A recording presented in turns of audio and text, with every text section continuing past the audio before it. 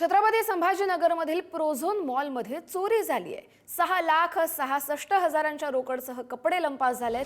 चोरटे तब्बल 3 तास मॉलमध्ये फिरत होते। सुरक्षा रक्षकांमुळे एकाला ताब्यात घेण्यात यश आलंय।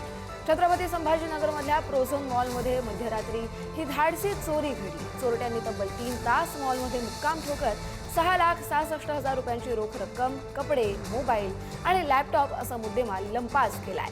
मॉलच्या मागच्या बाजूने प्रवेश करत चोरट्यांनी तळमजल्यावरील चप्पल आणि बुटांच्या दालनाचं काउंटर फोडून 4 लाखांहून अधिक रोकडही चोरली आहे।